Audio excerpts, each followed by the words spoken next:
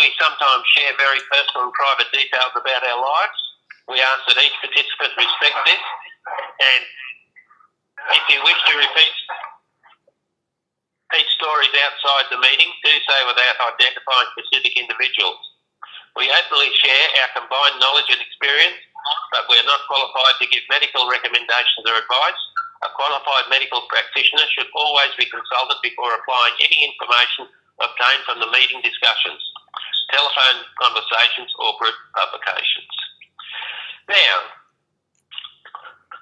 I'd just like to talk about bone maintenance for a second, because after I had my fairly heavy fall recently, I've been on continuous hormone therapy, ADT, since April 2011.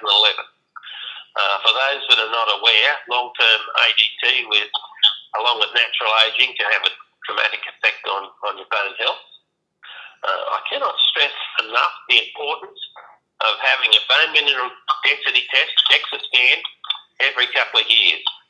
Yeah, it's very important that bone strength be maintained by exercise and or a combination of medication and exercise. During my recent health events, also, I'll just go on to a second topic. During my recent health events, my doctor's practice nurse checked to make sure all my family's affairs were in order. Several visits to the solicitor's office since has ensured the family affairs are now in order. So she gave me quite a rev, I can tell you that. Now, that's enough about me. The Pharmaceutical Benefits Advisory Committee, meeting outcome for May 2023, PBAC meeting. Prostate cancer outcomes we were interested in is darolutamide, Rebecca, put up by Bayer Australia. Bayer actually got one up eventually.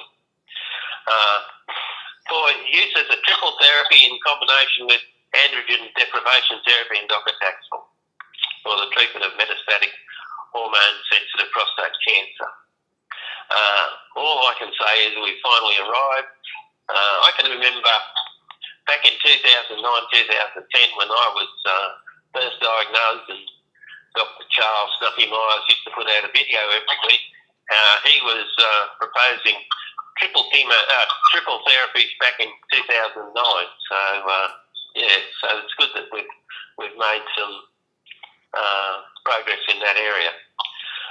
Thank you to all those that made submissions again to the PBAC, and they're a little bit to contribute to having darolutamide recommendation happen. Still got to happen in the government, but there's not too many things that the PBAC recommend that the government doesn't take up, I don't think.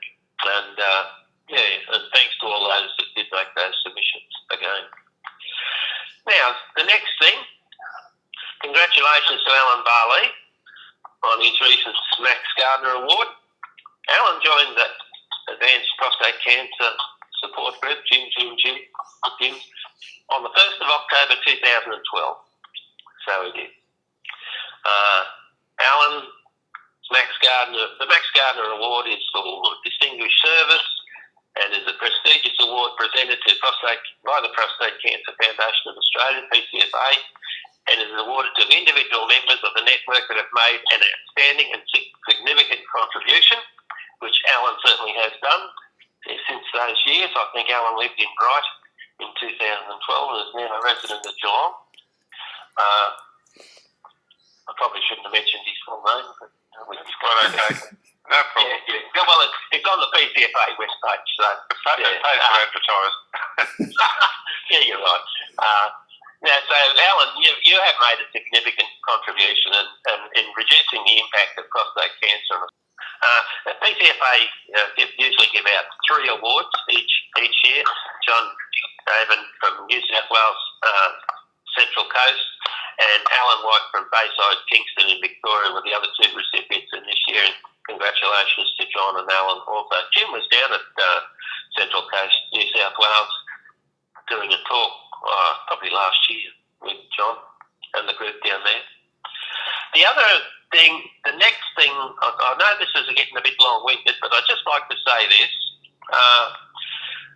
Professor Declan Murphy and Professor Michael Hoffman, along with others, invite people like you and I to register and participate in the 2023 Prostate PCS Global Webinar. There'll be professionals from other parts of the world like Sloan Kettering, etc., Europe. And the subject is Let's Talk Alpha, PSMA, and the new theranostic targets. The topics include alpha therapy, lead-212. I think Graham was talking from Adelaide was talking about lead-212 last month. Actinium-223. What is next after PSMA? And treating neuroendocrine prostate cancer. The event will commence, I think, at about 5 a.m. on Wednesday the 19th, but a recording will be available after the event anyway. So it's actually 6 a.m. I think you have to tune in. It's at 6 a.m. Yeah, right. There's 17 hours difference. Yeah. Well, they might be on daylight saving time. Next month, Wednesday the 17th of July. What I'll do is I'll send out a link to all the members. So I will. But it's worth a listen to, or it will be worth a listen to. It has been in the past, so I imagine it would be this time. Right, Jim. Looks like you've got the floor. Thanks, Nev. This is good news and bad news for your offspring and their offspring. If you have a genetic predisposition to prostate cancer, the bad news is having a good, healthy lifestyle won't change your offspring's chances of getting the disease. Again, it's only an increased risk. You're not guaranteed to get it. And the good news is that if they maintain a healthy lifestyle, they reduce their risk of dying from prostate cancer down to 1/4 of those who don't have a healthy lifestyle. So this was done in a study over 27 years. And as soon as genetic testing became available, which was quite some time ago, they tested 12,411 men genetically, and those whose genome suggested they were at risk of prostate cancer. They looked at the lifestyle that they had led before their diagnosis and the results. And as I said, they had just the same chance of getting it, whether their lifestyle was healthy or unhealthy. But the risk of dying of prostate cancer, if they'd led a healthy lifestyle,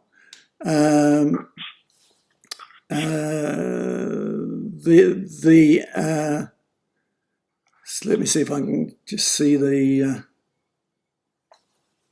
Okay, so those who had led a healthy lifestyle had a 1.6% chance of dying of prostate cancer, but those who had an unhealthy lifestyle, they had a 5.3% chance of dying from prostate cancer.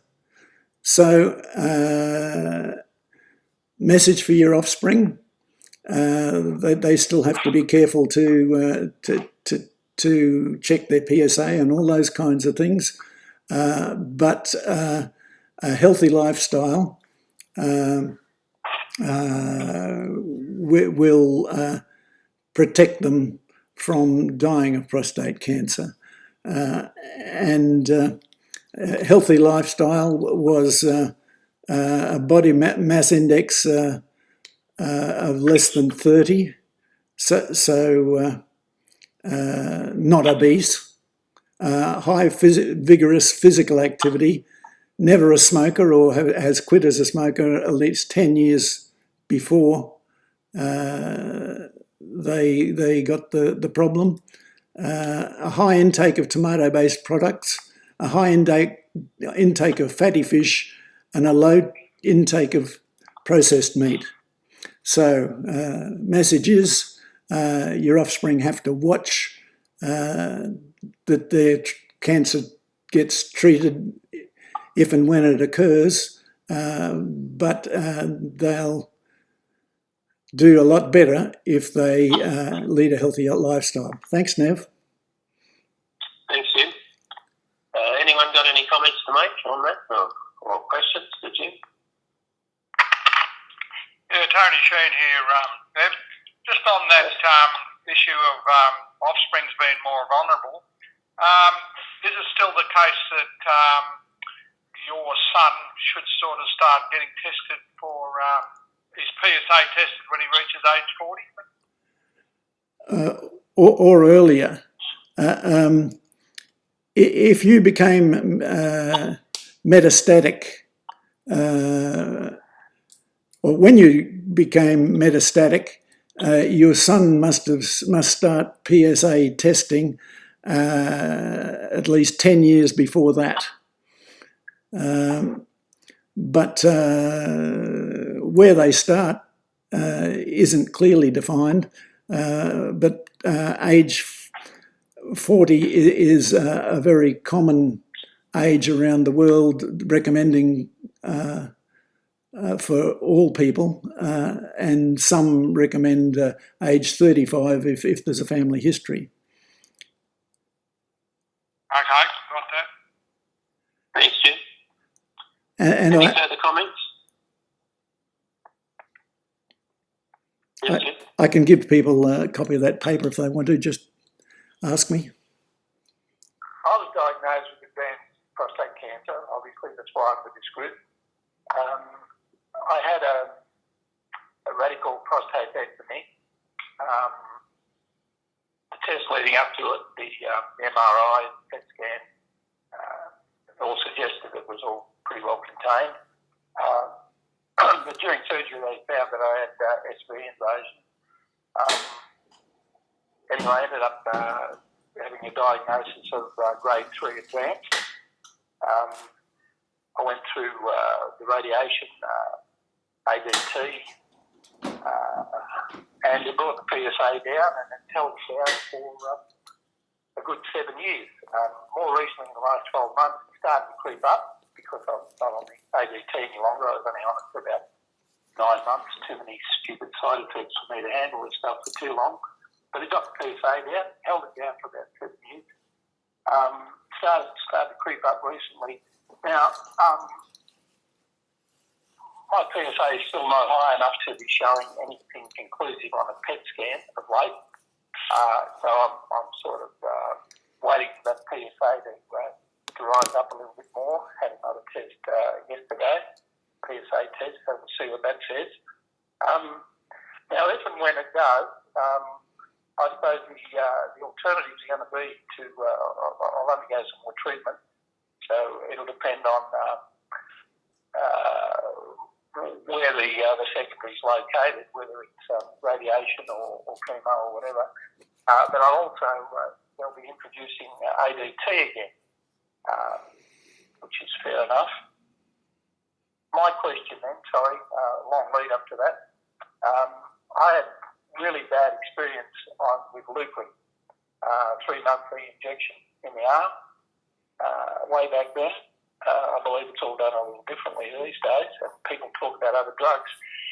Now, I want you guys to tell me which is the most wonderful ADT drug that's not going to give me any side effects or reduce some of these stupid side effects significantly. So if and when my turn comes, I'll say, right, this is what these guys have said. I'd like to give that a go. Over to you. Bad news fairy here. Your side effects are all caused by a lack of testosterone. Changing brands will not affect your side effect profile. Sorry about that. Over to you, Nev. No, well, I shouldn't laugh. It's not a funny situation, but yeah, Jim is right. But maybe you can go from one to another, and there's a few different ones out there, and just see if you do handle one better than the other. But the good news fairy here. Good news fairy here. A lot of the side effects can be treated. So what you're looking for, I expect, is what the side effects that affect you most, and the treatment to have for them. Thanks, Nev. Can I make a comment? This is Janis. Yes, yeah. So I've tried Zoladex, Degrelix, and in recent times diphereline, otherwise known as Triptorelin. Degrelix, as we know, prevents the flare, but the downside is that it's only monthly, and it gives you quite large areas of inflammation and swelling on the day of the injection. So every 28 and pain.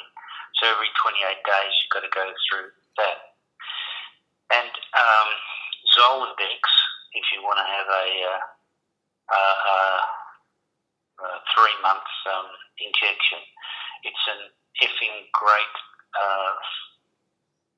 cylinder that they inject into your guts, and unless you're careful, you can bleed quite profusely from that injection, which occurred to me. But it worked effectively.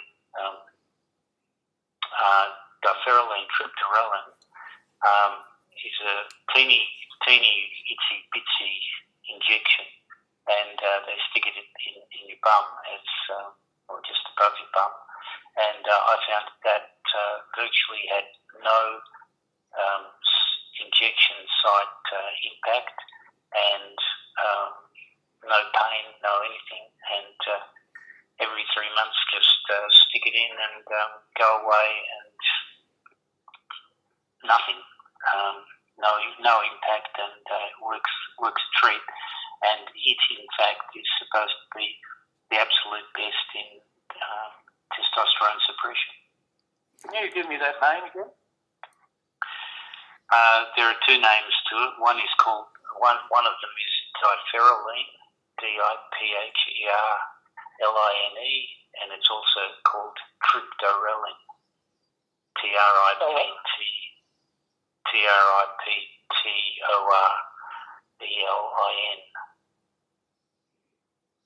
Okay. Now, the type, just to clarify this, the type of side effect I'm talking about trying to shake in the next round, it's not your hot flashes, that I got used to that. It's just one of them things. My daughter was going through similar, and with breast cancer, we were having terms and laughing about it. You can adapt to it. The growing boobs, that's all right. The sensitive nipples, I just put Band-Aids over my nipples so they weren't rubbing on them, and that was all right. Piece of cake, no worries. It was all the other stuff, the tingling skin that I was getting from my fingers up my arms, across my chest, down the other arm. The itchy skin, I had to have a bloody antihistamine or 2 antihistamines every day for 12 months. It was all those other weird bloody things that was so uncomfortable. Bring on the hot flashes or the sensitive boobs, that's all right. And it sounds like a lot of guys had that. But it's all this other stuff where a lot of people that I've spoken with have just looked at me and shrugged, including the doctor. Is that my bloody body makeup, or does other people go through those weird sensations? I could probably add a little bit to that story, following on from Janis' story. I've been the rounds with over 20 years with the with ADT. I used Zoladex successfully for most of that time. I wasn't at all fazed by this needle that obviously upset Jani. I had many of those. I just found the pinch of stomach that they grab in order to pop it in. I found to be a pretty insensitive part of my body, and I just was a piece of cake really routinely for many years, and I didn't have any adverse reactions apart from the routine ones that you mentioned. I've since, after a bit of a holiday, I've graduated to Triptorelin that Jani also mentioned. That's a needle in your bum. Again, zero reactions to that as well.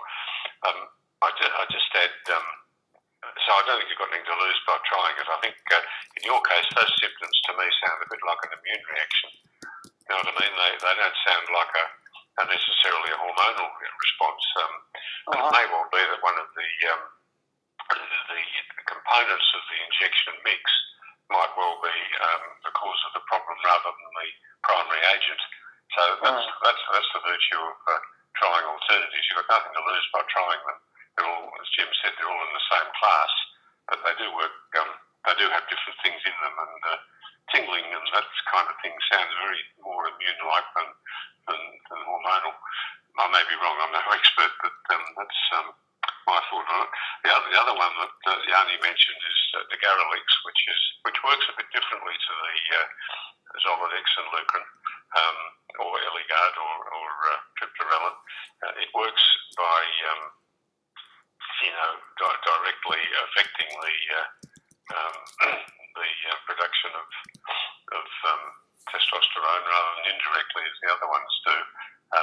And although it is monthly and there's a little bit of discomfort in the stomach as a result of the injection, it lasts for a day or so. I think as a trial, if the other ones don't work any better, I think I'd be inclined to try that because of the slightly different mechanism of action. When you're just casting around looking for possible solutions, there's no doubt that in your situation, if you've got a rising PSA, you do need to at some point, particularly if you get confirmation on a PSMA PET, you do need to intervene, and unfortunately that's just part of the deal. If and when that comes, and that depends a bit on how the PSA and the PSMA PET develop, you may want to be chatting to the doctor about a second generation component to be added, particularly abiraterone or enzalutamide or apalutamide or darolutamide if that's approved by then. That would be a good choice. But that's just my 2 pennies worth. Jim here, I'm inclined to agree with what Alan says. Just on the mechanics of it, if you try Firmagon first, Digarelix, it's finished in 28 days. And your second best bet would be the Triptorelin. I've had all three the same as Jani, and my first Triptorelin, I've had worse mosquito bites. Yeah. Okay, back to Nev. Can I just interrupt? Alan and Jani both mentioned Digarelix, which I assume is Firmagon. Yes, That's right. Yes. I get the rash, the redness and the soreness for a couple of days, but I find the lumps that they generate seem to persist for anything up to a month or longer. Is that unusual? It just sounds to me a bit like you're getting an immune response from these things. It's your body's sort of instinctively on guard against foreign materials entering it, and some people are more prone to get more sensitive in immune terms than others are. So you might be one of those characters that you've got a particularly alert immune system. It's a suck and see though as to what the actual cause of, what the component is that's causing it. But it's, without a really detailed study, you just got to just trial and error. So if you're not happy with, with Firmagon, for whatever reason, then try one of the other options purely to see what happens. It's no concern to me at all, really. I mean, it's no problem. But I'm just wondering whether it was the method of injection or whether I should even mention it to the oncologist. Well, when you had the Firmagon, when you switched to that compared to Lucrin, did you? No. Itchy problems or? No. This is the other Bob here. I've only ever been on Firmagon. Okay. They started with chemo and then straight on to Firmagon at the same time. It's a bit hard to tell who I was talking to. Sorry. It's Yanni here. I've had lumps all the time, and I took Firmagon for about 10 years, and so my belly was like the Himalayas. And, a pretty sign. and not and it didn't worry you? Didn't worry you, Yanni? No, the only thing that worried me was the pain for the first day and a half, but I finally, with Kim's advice, decided to start taking some Nurofen before I got the injection, and then for the 24 hours following, and the pain sort of went. That's probably pretty good advice, I would say. If it's any sort of immune issue, that it could well be a good thing to try with any of the problems that you're having with ADT. It's just a fair enough thing to try. Got nothing to lose. But I also found that if the method of injection was not carried out as per instruction, then it chances are would end up more painful and more disagreeable than 45 degrees over 45 or more seconds. Then if it wasn't done to that, then it was going to be a worse situation. The first Bob here. Can I just pipe back in again? Yes, Rob. You guys have got all excited with all of this carrying on the conversation and gone off on a slightly different tangent. But I'd like to, I'd like to explore this Triptorelin. Was it that Janis? Mm-hmm. That sounds in amongst all the rows. I like the sound of that. 3 monthly above the bum, and what Alan said, the immune, possibly an immune response from one of the ingredients that went into it. That makes sense too, because I haven't heard anybody that's had those sort of reactions like I had with the Lucrin. In fact, I don't hear of Lucrin being used much anymore. It is pretty widely used still. Oh, is it? Okay. Yeah. But I mean, try Jim's idea of a bit of Nurofen. I think it's quite a good idea for a day or two. Yeah, I wasn't having trouble. I'm the first Bob, not the second Bob. I wasn't having trouble with the injections. The injections were a piece of cake. They were in the arm back then.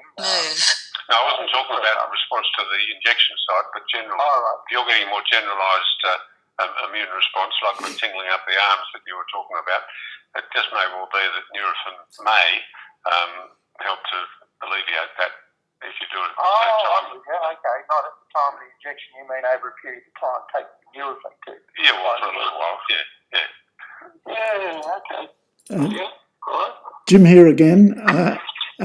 You can actually test the Triptorelin as well. It's available in a 1-month formulation. You probably need to order it well ahead because it isn't commonly used in that formulation. The most commonly used formulation is 84 days. Triptorelin is the most commonly used hormone therapy drug in Europe, but it's not widely used in Australia. So I have to chase up the hospital before my injection to make sure that they've got it in. But it is available. I was going to use the 28-day one myself to trial it, but in the end I went for the 3 months as a trial. And if it does suit, it's also available in a 168-day formulation, approximately 6 months. So it can be very convenient for travelling and so on. That's in fact exactly what I did. This is Yanni. I did the 1 month version to check out whether I'd get any side effects and everything is hunky-dory. So I moved on to the 3 month one. I was concerned about it after getting too many mountains added to my Himalayas. I did have a previous experience many years ago where I tried it, and coincidentally I got some hematuria, blood in the urine, and that is one of the less known side effects of diphereline or Triptorelin. So I was reluctant to try it for a long period of time up front, but I've been on it now for about 7 months and no dramas at all. Okay, so you're still getting some of the, what would I call it, traditional side effects, the hot flashes and growing breasts, that sort of thing? No, I don't get no breasts or anything like that, no nipple tingles or anything like that.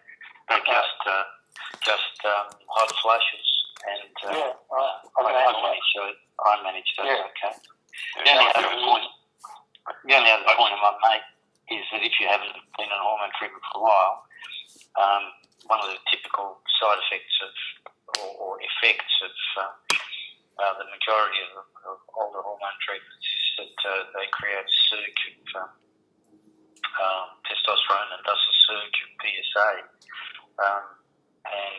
Whereas initially, until they exhaust the production capabilities of your body, and that's when testosterone rates drop out. Whereas if you take diphereline up front, then that, because it operates in a different way, it operates by suppressing the messages from your brain to your testes to produce. You avoid having the surge up front.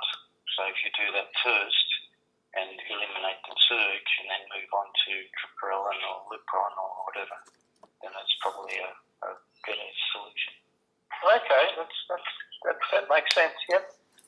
Those of you who are on ADT, have you still got the prostate intact?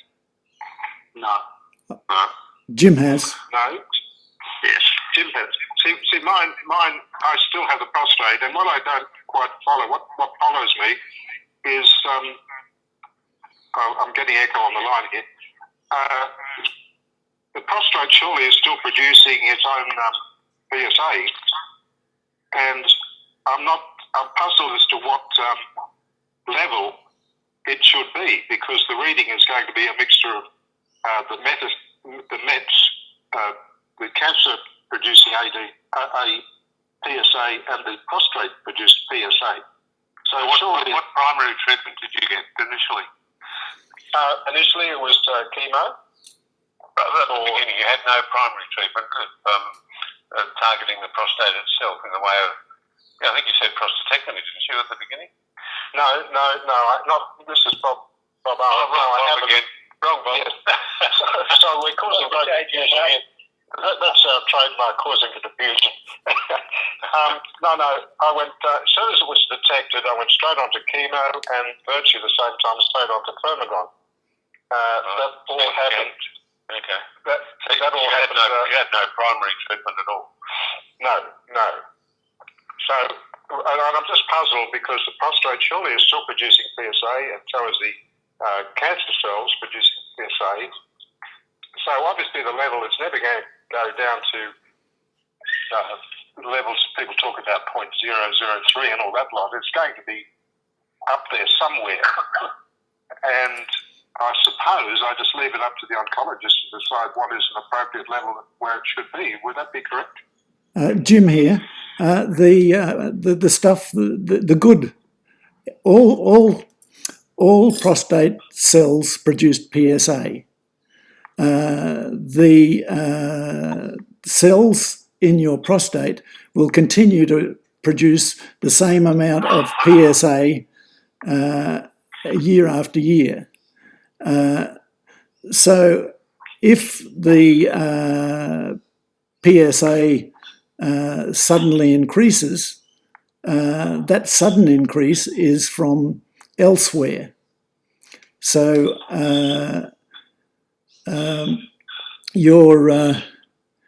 there will be a base level PSA, and when all your mets are under control, that PSA will stay the same.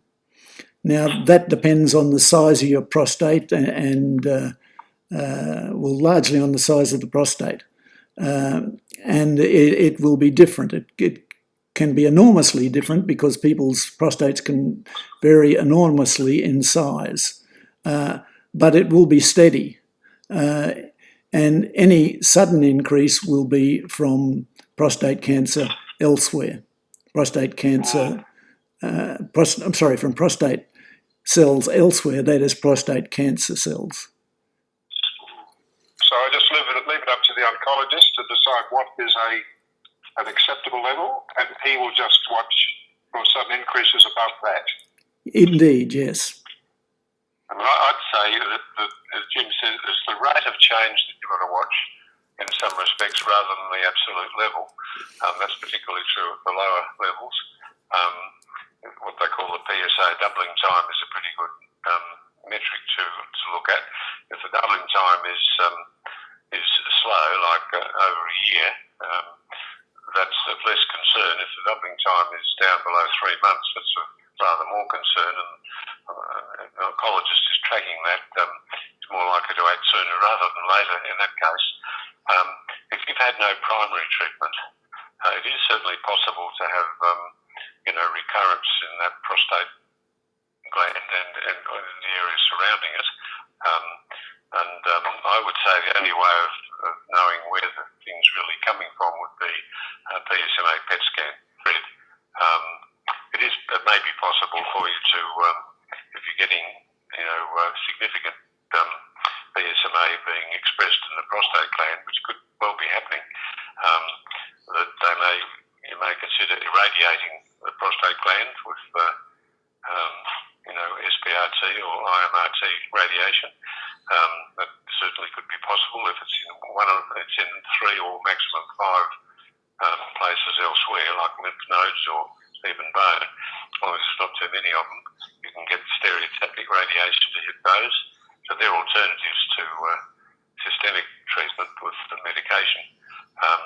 But at the end of the day, some of these medications are pretty damn good. As I mentioned earlier, you've got abiraterone and enzalutamide, apalutamide, darolutamide. They're all very effective systemic treatments, and you just need to talk to your oncologist about the pros and cons of in what order to do things.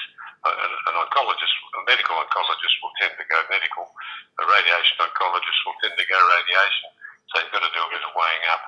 But you've got a few shots in the locker. Okay, thanks for that. I'm sort of getting ahead of myself a bit here because I do a CAT scan next week. And CAT scan or PET scan? No, CAT. Yeah, well, CAT's not too sensitive. I mean, I would have thought that's gone out with button-up boots. These days, you really want a PET scan, the PSMA PET. The CAT I have scan, had that. Yeah. I had that about 12 months ago, yeah. Yeah. Well, the CAT scan is simply going to tell you the PSA has got to be up around 20 or 30 to be in any way indicative. If it's right down at the lower levels, you won't learn much from a CAT scan or CT scan.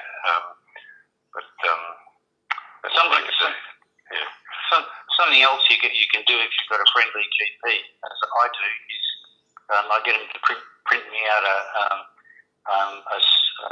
raft of pathology forms, and I go and get a blood test every month or two, and get the results sent directly to me, as well as him, so I can know as soon as anybody else would know what the results are, so I can keep track of whether there's a sudden increase or not. Exactly. I do exactly the same. Jani, it's absolutely good advice. Well, that's good to know, because I've always been a little bit nervous of waiting 3 months, or 2 months for the next. Don't wait that long? No, well, I mean, get your own test results sent to you. If there's any hassle from the specialist, ask your GP to print you off one. And if you see an increase that's pretty steady or pretty rapid, start asking questions. Get the GP to print you off 3 or 4. It'll keep you going for probably 6 months. Yep. And go and get a blood test, every month and a half, 2 months, whatever you feel up to. Yep, and then you can monitor yourself and even maybe draw up a graph or something. Yep. Okay, thanks for that. That's very good advice. I appreciate it. Any other questions or comments? And how often can you have a PET scan?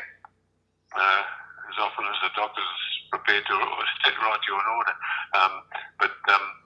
There's no point in having them unless you've got a reasonable expectation of being beneficial and influencing the decision that the doctor's going to make.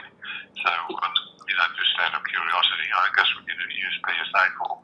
But if the PSA's up around, in my case, I had a positive result at 0.3, which is as low as I would expect you would want to get tested.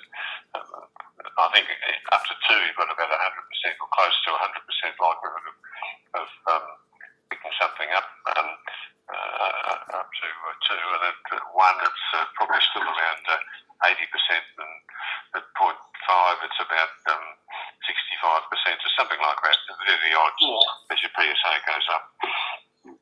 First off, here again, when my PSA got to 0.1, it was my oncologist suggested that I had that first PET scan. He gave me the percentages of chances of it showing up, but he wanted me to do it, so I went through with it. And of course, there wasn't anything conclusive that did show up. And it's now 3 months later only 0.11, so it's pretty slow. I wouldn't be worried about getting scanned at that level. Yeah, no. He did say that he wouldn't think that it'd be bothered trying again until it gets to 0.3 or 0.5, something like that, and that's fine. So just every 3 months I'm having my PSA taken and just monitoring that. And then, of course, when it does get to the 0.3, I'd imagine that my oncologist will give me a call and say, let's go and try that PET scan again. Yeah, well, I think you can track it yourself a bit, but keep track of the doubling time, the rate at which it's increasing. That's as important as any threshold. Yeah. And if it starts to accelerate, then that's probably when you'll take a more active interest in it. But if it's as low as that and progressing as slowly as that, you can be a bit relaxed, I'd say. Yeah. No, I feel all comfortable with it all. It is a slow killer, for the want of a better term, for many of us. But it was more when my turn comes again to get on this dreaded ADT, what should I do? And thankfully, from a lot of the feedback from you guys, I've got a bit of a story mapped out here about what could have been going on and the stages of what I probably should try. So I appreciate that. Well, the other thing, the other thing that you should bear in mind is that there's a stage of prostate cancer growth that they've now christened oligometastatic, and that's if you've got somewhere between 3 to 5 tumours, and if your tumours are of that number, then they'll do stereotactic radiation on you, which is sort of like spot welding. And and if you leave your PSA level until it gets too high, then chances are you won't be oligometastatic anymore, and so they won't do stereotactic radiation. So if you can time it so that your PSA level is such that it's detectable by a PET PSMA scan, but not so great that there are many metastases, then you can zap it with stereotactic radiation before you need to go on to hormone treatment. Because once you go on to hormone treatment, then that sets you on the trail to the cancer becoming castrate resistant. So the longer that you can delay the ADT, the better off you'll be. Yeah, no, I appreciate that. That's more or less the story that the oncologist told me. He did talk about radiation, and it does seem like he's keen to try and catch it in early stages for all the reasons that you just said. So, no, I appreciate that. Thanks. There is a government paying limit. You get only 3 paid for by the government per lifetime. That is, you get one for diagnosis and then 2 for ongoing management. After that, the price is on your head, and the price is likely to be higher than other people paid in the past. In the past, I paid something like $300 for one. But because the government has... Is that state or federal, Jim? It's federal. The PBS, it's the PBS.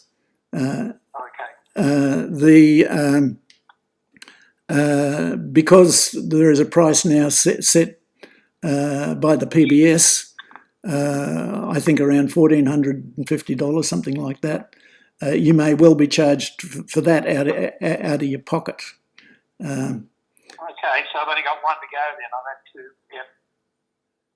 Right. One at the start of it all, and one about 6 months ago. So I've got one up my sleeve. Fair enough. Yeah, righto. Thanks, Nev. Thanks, Jim. Been on my little happy journey for the last 11 years now, pushing 12, and 10 years on radical prostatectomy, robotic prostatectomy, radiation MRT. Prostatectomy didn't work too well, and was on Degrelix for about 10 years, and now and 5 years ago that stopped working by itself, so I've been on enzalutamide Xtandi for 5 years as well, but decided to about 8 months ago to switch over to diphereline from Degrelix because of the Himalayans that I spoke about, and my PSA remains at sub 0.010, so I'm a very happy chappy. Happy little camper. Yeah. Do you like metformin? Yeah. I take metformin. It used to be 2 1,000s a day, because I've been a skinny little runt for all of my life, and I started when you're on hormone treatment, you're supposed to put on weight. I have never put on any substantial weight, and I started losing weight. So went down from 66 kilos, which is my normal, to 59, and I attributed that to the metformin. And so I dropped that down to 500 milligrams daily, and I managed to, with the help of a long cruise with a lot of food, I've helped to settle that back down to about 61. Yeah, it's all good. If no one else has got a question or a comment, we might say good morning. Thank you very much for your attendance. Appreciate everyone's input.